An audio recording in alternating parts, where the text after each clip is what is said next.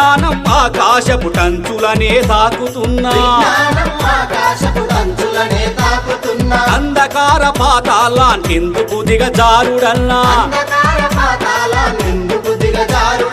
ఆధునికత అంటే మూగ జీవుల బలి చేయడమా ఆధునికత అంటే మూగ జీవుల బలి చేయడమా ఆటవికపు అలవాట్లను కొనసాగిస్తుండడమా